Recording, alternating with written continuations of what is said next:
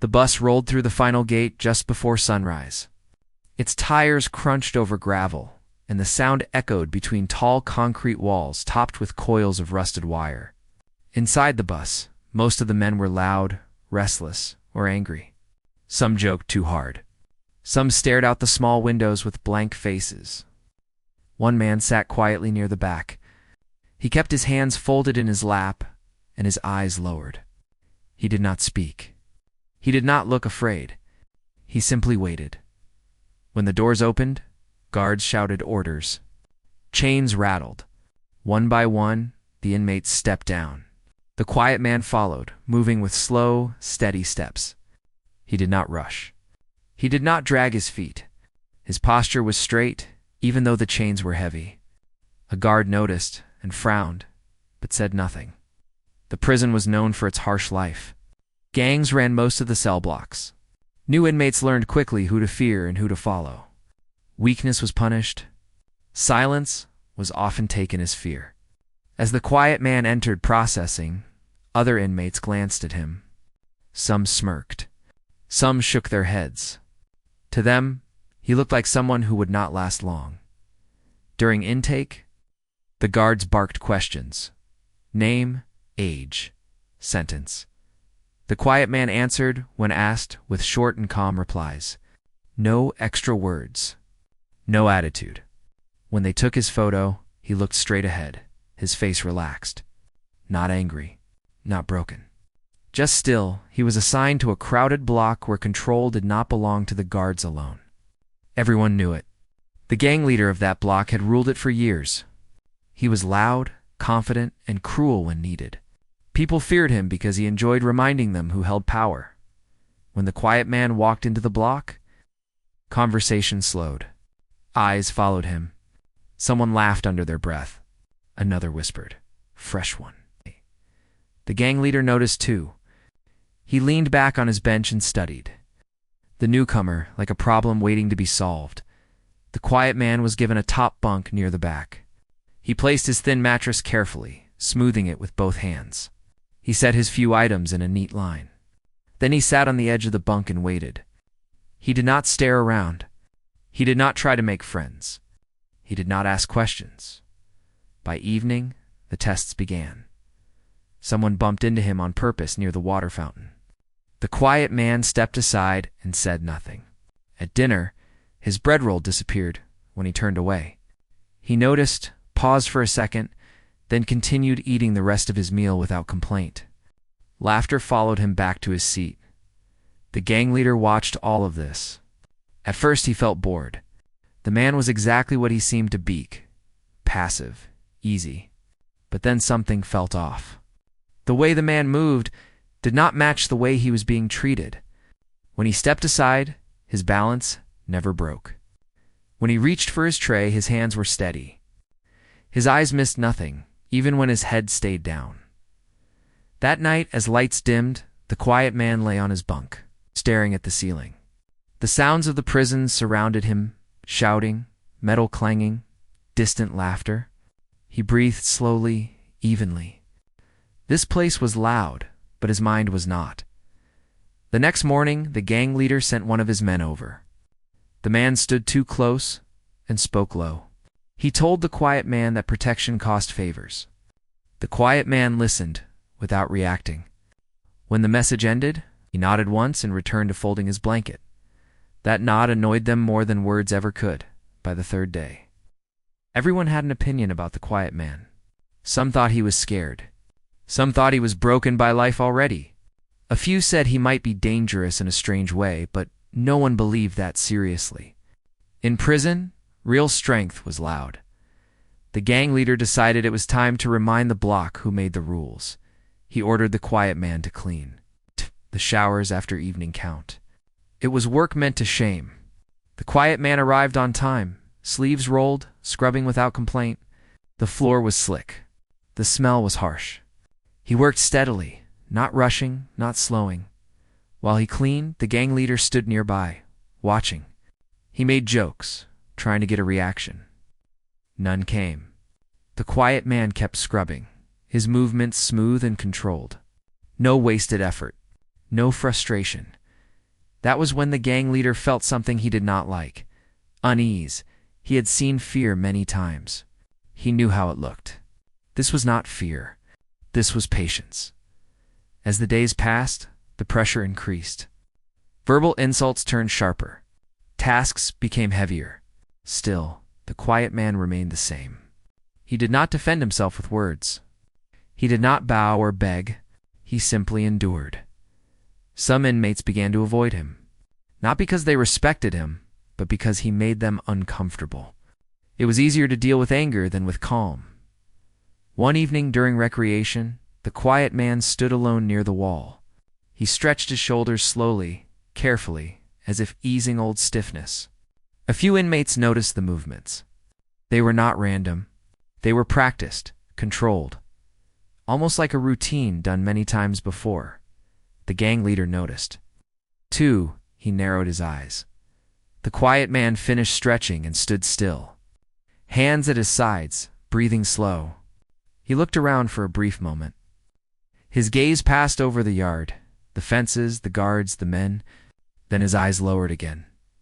That single glance carried no challenge. No threat. But it carried awareness, and awareness in a place like this was dangerous by the end of the week. The gang leader had made his decision. Silence was no longer acceptable. The quiet man needed to be broken publicly, so the block would remember its order. What the gang leader did not know, what no one in that prison knew yet, was that silence was not weakness. It was control. And the quiet man had spent a lifetime mastering it. This was only the beginning. The quiet man had settled into the routine of the prison block, but nothing about his presence went unnoticed. Every small action he made was watched, measured, and whispered about. The gang leader had started to grow impatient. To him, the man's silence was a challenge. He did not shout. He did not beg. He simply existed, moving through the harsh world of the prison with calm and quiet strength. The first test of real provocation came during the laundry hour. The quiet man carried a heavy basket of clothes down the hall, careful not to spill a single shirt or towel. Another inmate, loyal to the gang leader, stepped in front of him. Without a word, he shoved the basket, sending the laundry tumbling to the floor. The other inmates laughed and stepped back to watch. The quiet man bent down, picked up the clothes, and neatly folded them back into the basket. He did not shout, did not curse, and did not make a single angry move. The air was heavy with tension. Those who had been observing him began to shift uncomfortably. Most would have exploded. Most would have reacted with anger. But he did not. The gang leader's lips curled into a smirk. This was not defiance, he thought. This was weakness. He decided that small tests were not enough. The quiet man had to feel fear, or the block would see him as untouchable. Over the next few days, the harassment became more direct. Someone spilled water on his bed. Another stole his towel. At the dining hall, his tray was knocked over. The quiet man paused each time, sometimes making a small movement to right what had been wronged, always without a word. By the third day of intensified harassment, murmurs began to ripple through the block. "Why doesn't he fight back?" one inmate whispered. "He's not afraid," said another. "He's hiding something," a third added. Almost to himself, the gang leader watched, growing angrier with every calm response. He had expected panic, maybe a fight, certainly visible fear. Instead, he saw control.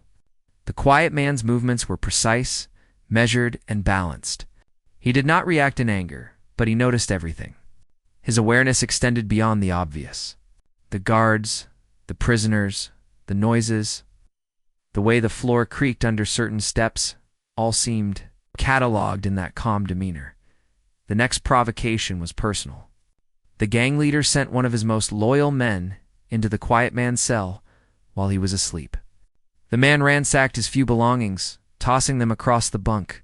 When the quiet man awoke, he surveyed the mess slowly, deliberately. He did not scream, shout, or demand anything. Instead, he carefully picked up each item, folding and arranging them exactly as they had been. His silence was louder than any words could have been. The gang leader's patience was wearing thin. He had underestimated the quiet man's composure.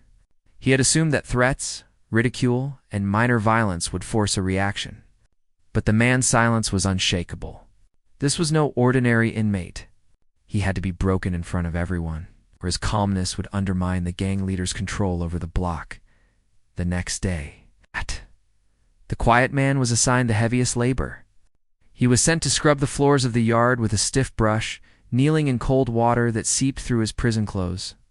The other inmates crowded around, jeering, pushing, and throwing dirt into the water. The gang leader circled like a predator, laughing as he instructed the quiet man to work faster. The quiet man moved efficiently, making no mistakes. His arms did not shake. His back stayed straight. Every motion was deliberate, controlled, and strong. It was clear to anyone watching that this was a man accustomed to discipline and hard work. Even under pressure, the gang leader's pride was wounded, and his anger grew. He decided that words and small tests would not suffice. The quiet man needed a direct confrontation. During evening lockdown, the gang leader called him to the yard. He was surrounded by his most loyal enforcers. The other inmates gathered to watch. The gang leader paced in front of the quiet man, raising his voice, threatening punishment, mocking him for being weak. The quiet man listened. He did not flinch. He did not speak. His face remained neutral, calm, and unreadable. The gang leader barked insults, told him to show fear, demanded submission. Still, the quiet man did nothing but stand tall. The enforcers exchanged uneasy glances. This was unusual. Most men crumbled under the gang leader's tactics. Most begged or struck back in anger. But not this man. The gang leader leaned closer, his face red with frustration. "Do you think you can ignore me?" he spat. "You think you can walk through my block and not answer to me?" The quiet man tilted his head slightly, still silent. The crowd of inmates murmured. Some were impressed. Some were frightened. Some simply could not believe what they were seeing. The gang leader snapped, struck the quiet man across the chest, hard enough to knock him back a step. The quiet man did not stumble. He did not retaliate, simply stood, shifted his weight, and remained calm. The gang leader's confusion turned to fury. "Do it again," he shouted to his enforcers.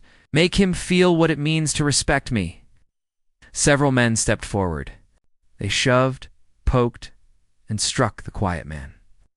Each time he absorbed it, maintained balance, and corrected his stance. He never flinched, never shouted, never gave them satisfaction. The crowd of prisoners watched, some cheering quietly, some holding their breath, none daring to intervene. By the end of the night, the quiet man's silence had become louder than the gang leader's threats. The leader's ego had been bruised, and a seed of doubt had been planted in his mind. He had thought power came from fear, but here was a man who refused to show it, and in doing so, he unsettled the order that the gang leader had worked so hard to maintain. The quiet man returned to his bunk that night, wet and tired, yet composed. He arranged his clothes, cleaned his small space, and lay down. He thought about the day's events, analyzing each movement, each reaction, each glance. His mind was calm, his body relaxed, yet every sense was alert. The next morning, whispers circulated. Inmates spoke in hushed tones about what they had seen. "He's not just calm," someone said. "He's trained. I've never seen anyone move like that." The gang leader overheard the whispers. He scowled. This was dangerous. If the men began to respect the quiet man, the gang leader's control could slip. He had to act, and soon. That day, he sent his best provocateur to test the quiet man again, hoping to see fear, anger, or weakness. The man pushed him, grabbed his arm, tried to provoke a reaction. The quiet man did not move hastily. He did not shout, did not hit back, simply stood his ground, controlled, aware, and unshaken. The enforcer stepped back, unnerved. He had been trained to intimidate, to dominate, to break men, but this man had none of the expected reactions. The whispers in the yard grew louder. Some inmates began to whisper about what the quiet man could do if he wanted to. The gang leader noticed and felt a new tension, one he could not easily control. By the end of the second week, the quiet man had become an enigma. No one could figure him out. The gang leader's methods of intimidation were failing. The calmness, the discipline, the quiet observation, it was unnerving. Quiet Man was not just surviving. He was making the gang leader uncomfortable without saying a single word. And the gang leader did not yet know that this quiet, calm man had trained in ways the prison could never imagine, so that knowledge was still hidden, but it would soon come to light.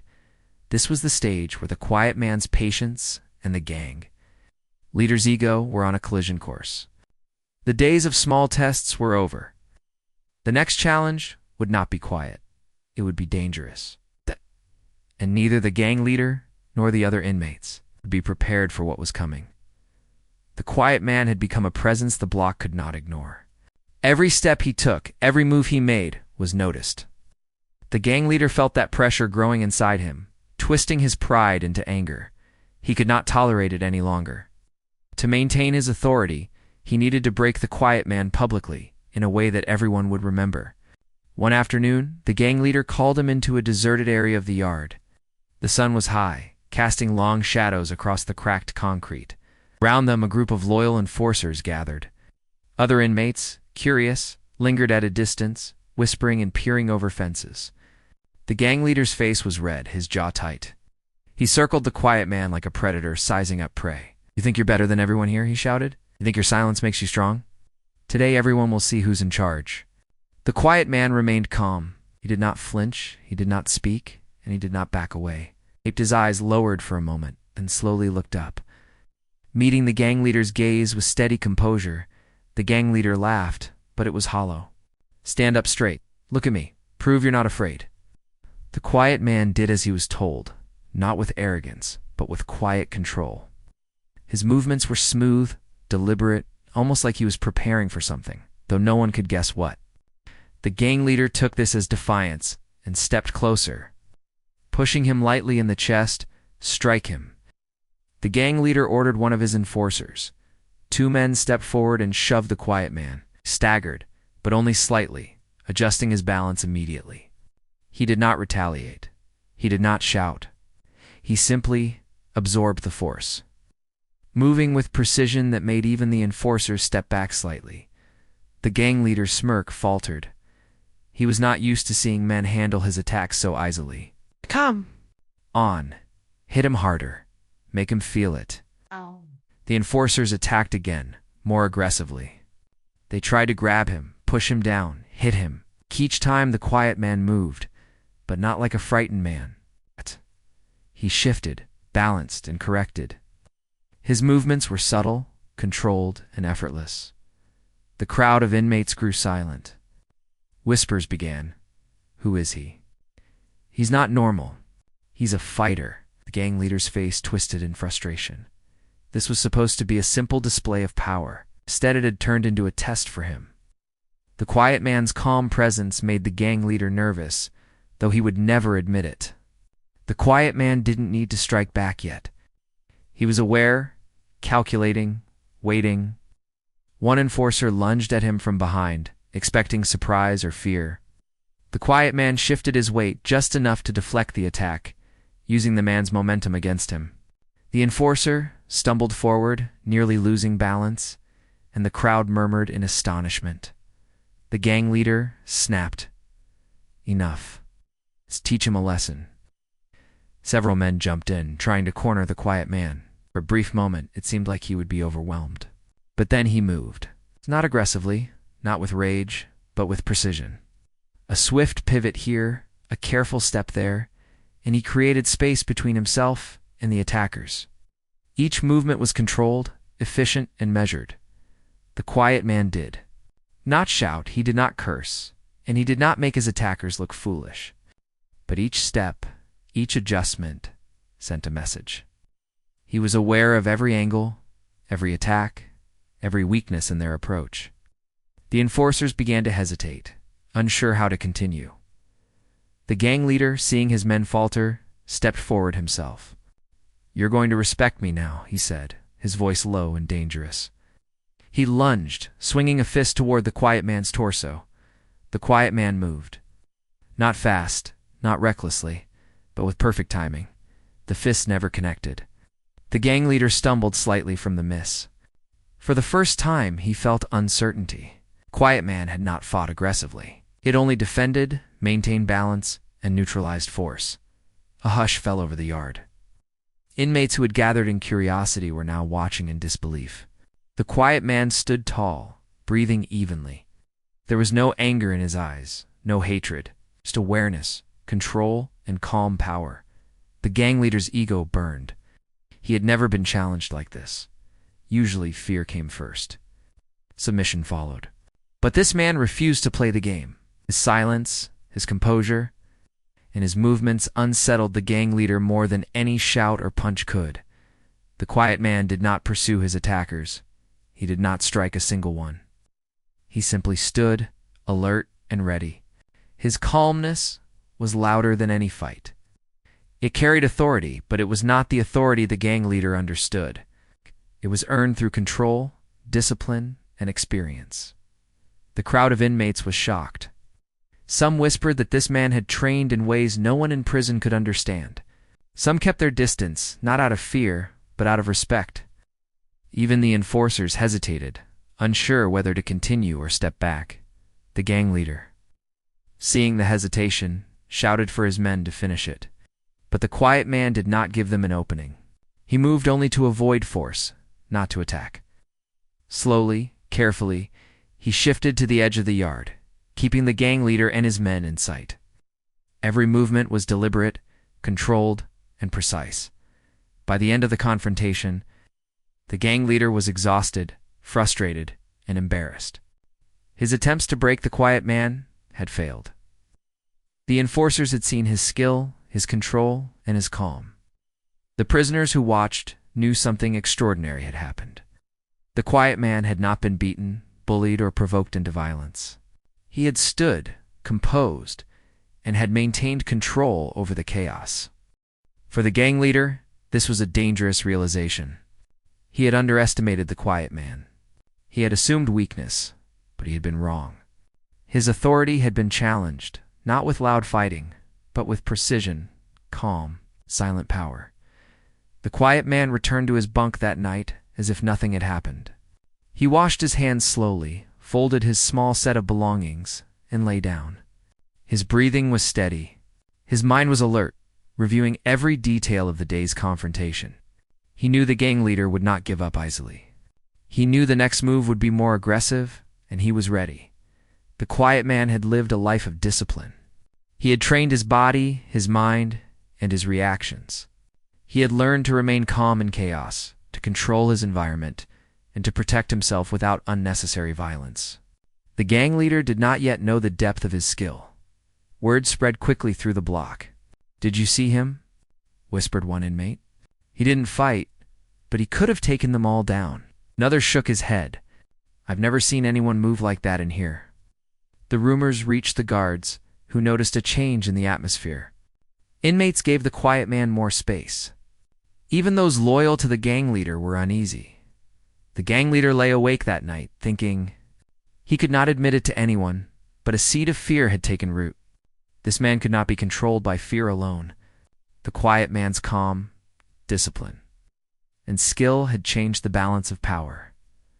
The next morning, the gang leader met with his enforcers. "We need to do something different," he said, his voice low. "He's not afraid. He's dangerous in a way I don't understand." The enforcers nodded. They had seen the quiet man in action. They had felt the precision of his movements, the control of his mind, the awareness in his eyes. For the quiet man, life continued as usual. He moved through the block quietly, completing his chores, avoiding trouble, and observing everything. He had no enemies among the other inmates yet, because he had not sought them. His focus was simple: stay calm, stay aware, and endure. But the gang leader was no longer patient. He had underestimated him once. He would not underestimate him again. The stage was set. A larger confrontation was coming. The quiet man's skill had been revealed in part, but not fully. The gang leader had realized that this man was not weak. He had learned that patience, calm, and awareness could be more powerful than aggression, and soon everyone would see the full measure of that power. The quiet man's calm in the block had begun to unsettle everyone. From the guards to the gang leader himself, each day whispers traveled faster than the official announcements. Some inmates had started to ask questions about him, quietly, in corners where the gang leader couldn't hear. "Who is he?" they would ask. "Why doesn't he fight back? Why doesn't he fear anyone?" The gang leader had tried everything he knew. Threats, shoves, mockery, physical tests. Nothing had worked. And the quiet man had done something unexpected. He had earned a strange kind of respect. Not through aggression, but through patience, control, and composure. One evening, after another long day in the yard, the quiet man was cleaning his bunk when a younger inmate approached him. The boy's hand shook slightly. "I heard you used to train people," he said quietly. "Fighters. Champions. Is it true?" The quiet man paused. He looked at the boy without emotion, then nodded slowly. "I taught," he said, "a long time ago, but I'm not here to fight anyone." The boy's eyes widened. You trained the best? People you trained? They're famous now." The quiet man didn't smile. He simply returned to folding his blanket, calm and deliberate. His past, he had long ago left behind. It had been a life of discipline, of teaching, of guiding others to mastery, but it had also been a life that required humility. He did not seek fame. He had never sought to dominate anyone with his skill. That life was his alone. Word of this spread slowly through whispers. Some inmates were skeptical. Some were terrified. A few began to rethink the quiet man, wondering if they had misjudged him entirely. The gang leader heard the rumors too. At first, he dismissed them. No one could have that kind of skill and still remain quiet and submissive. But as more stories reached him, he felt the first stirrings of real concern. The gang leader decided to confront him directly. That afternoon, he called the quiet man to the yard. A crowd of inmates gathered quickly, sensing that something important was about to happen. The gang leader's enforcers flanked him, ready to back him up. "You think you're untouchable because of your silence?" the gang leader demanded. "I've heard stories. Maybe you trained some champions. Maybe you moved people with your hands like some master. But here, in my block, you answer to me. Do you understand?" The quiet man looked up slowly. He did not flinch. He did not raise his voice. "I answer to no one unless it is necessary," he said calmly. His voice carried authority, but not arrogance. It was steady and controlled. The gang leader's face darkened. "You will learn respect the hard way," he spat. "I will not be mocked by your silence or your so-called skill." He signaled his enforcers to act. They moved in, intending to intimidate and strike the quiet man into submission. But something shifted the moment they approached. The quiet man adjusted his stance slightly. Just a small movement, a shift of weight, a preparation no one else noticed, and the air changed. The first enforcer swung at him. The quiet man stepped aside, using the man's momentum to guide him off balance. The second lunged with a strike, and the quiet man moved with a precision that made it look effortless. Deflecting without throwing a punch, the crowd gasped. Whispers ran like wildfire. "He's not just trained. He's a master." The gang leader's fury turned to confusion. He had expected resistance, fear, maybe anger. What he saw instead was a man who moved with complete control, aware of every attack, every shift in weight, every opening. The quiet man could have ended the fight immediately, but he didn't. He simply neutralized force. Controlling the situation without aggression, the crowd of inmates was stunned. Some stepped back, unsure whether to stay or flee. Others watched in silent awe. Even the enforcers hesitated, realizing that brute force would not work here. They had never faced anyone like this. The gang leader, seeing his men falter, stepped forward himself. He raised his fist and lunged. The quiet man shifted just enough to avoid it, and the gang leader stumbled slightly. For the first time in years, the gang leader felt real fear of the skill. The calm and the awareness that he could not dominate. The quiet man did not strike. He did not raise his voice. He simply stood, controlled and aware. His silence carried more power than the gang leader's threats ever could. After the confrontation, the quiet man returned to his bunk, washing his hands slowly. He arranged his few possessions with care. The events of the yard had not disturbed him. His mind was alert, reviewing every detail, every movement, every reaction. He knew the gang leader would be planning his next move, and he would be ready. That night, whispers spread further. Inmates talked quietly about his past. Some remembered rumors of champions he had trained, of martial artists who had reached incredible skill under his guidance. Others began to understand why he had never needed to fight violently before he had mastered control over his own strength long ago. The gang leader's frustration grew. He could no longer rely on fear to maintain authority. The quiet man's calm, his patience, his awareness, and now the knowledge of his past skill had shifted the balance. The gang leader realized he was no longer the center of power in the block. Not completely.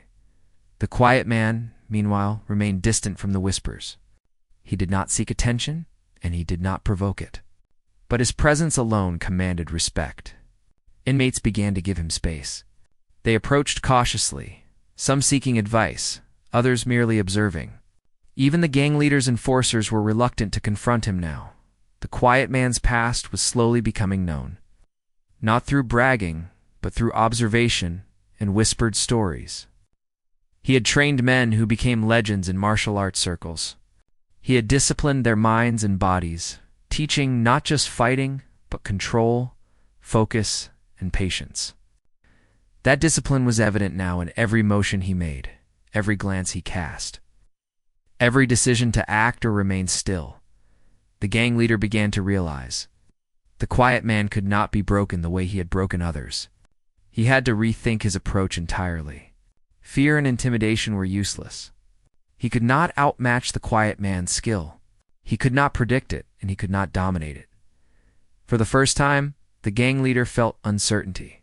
He began to watch the quiet man more carefully, noting small movements, shifts in posture, subtle gestures that revealed experience and control. Every action the quiet man made seemed deliberate, measured, purposeful. The quiet man continued his daily routine as if nothing had happened. He cleaned, he organized, he worked, he observed. He listened. Every encounter, every movement, every glance was cataloged in his mind. He was not seeking conflict, but he was ready for it if necessary.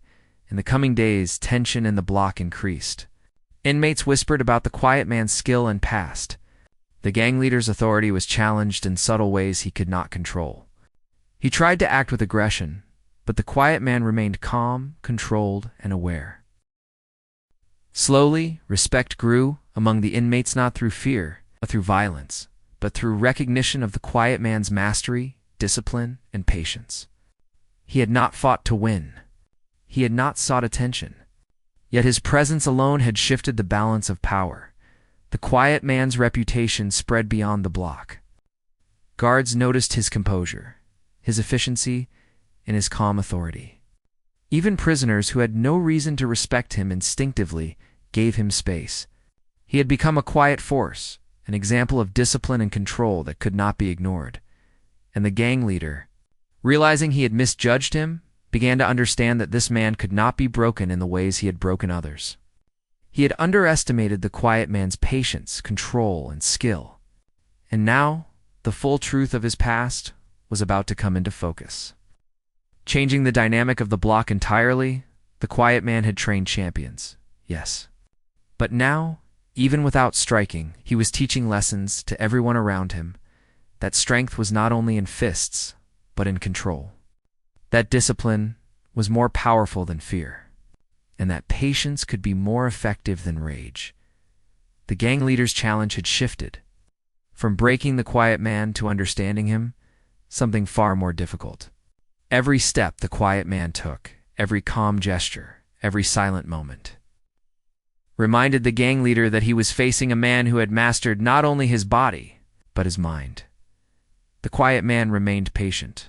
He understood the world of the block better than anyone, and soon the truth of his past mastery would fully reveal itself.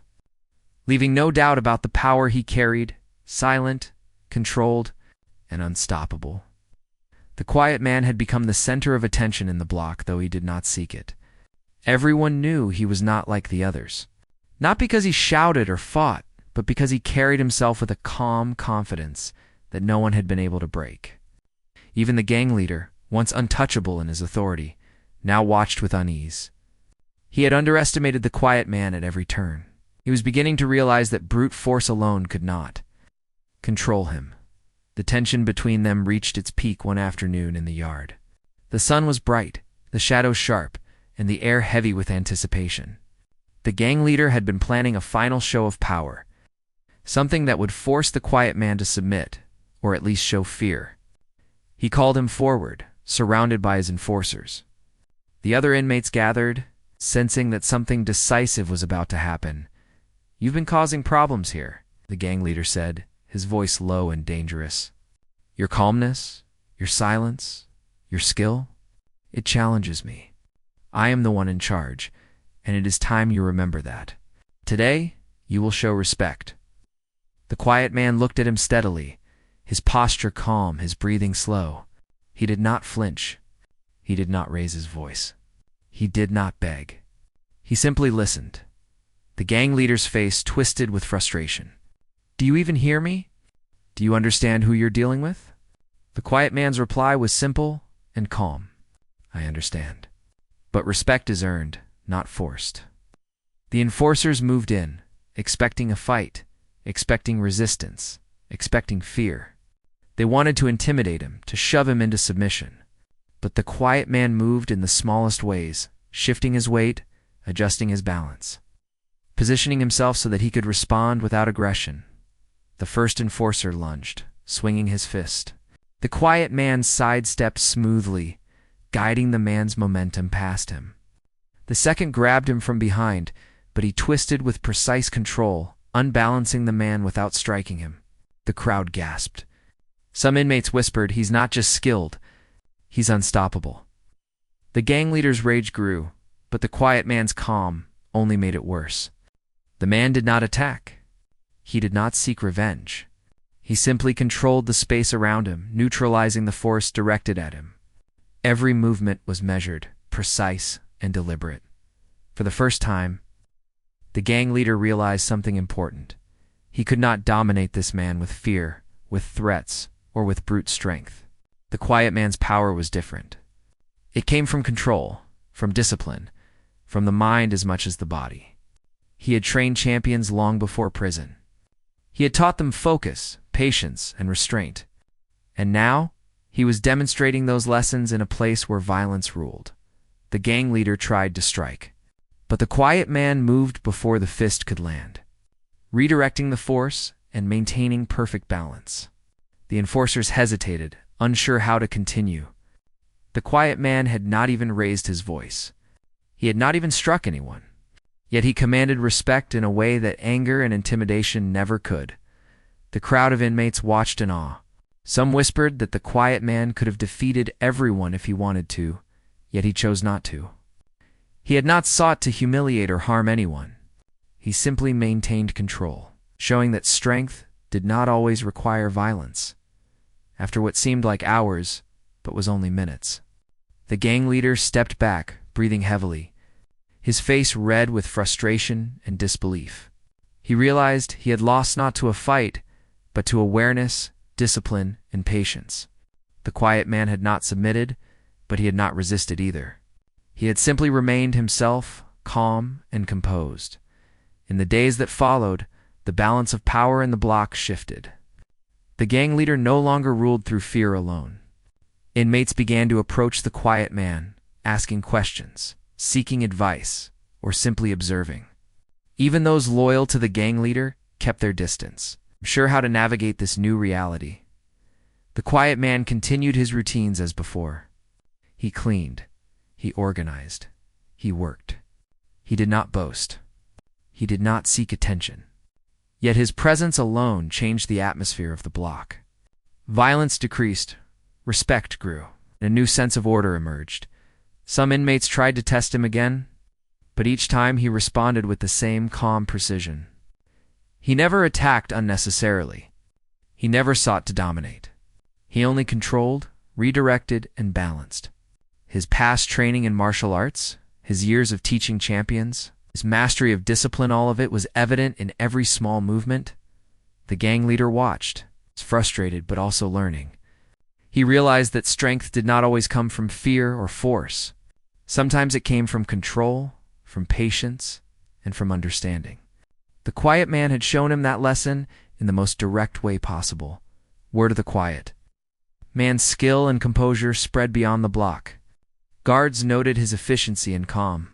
Other prisoners respected him. Even those who had been the most violent began to think twice before acting against him. He had become a symbol, not of fear, but of discipline and strength. The quiet man had never sought power. He had never wanted to dominate anyone. But by living with patience, awareness, and calm control, he had earned the respect of everyone around him. The gang leader had learned a difficult lesson. Some battles were not won with fists, but with patience, focus, and mastery of oneself. By the time the quiet man's sentence neared its end, he had left an indelible mark on the block. Inmates remembered him not for fights, but for the quiet authority he carried. Guards remembered him for the way he handled himself under pressure. Even the gang leader respected him, realizing that true power was more than intimidation. On his final day, the quiet man packed his few belongings.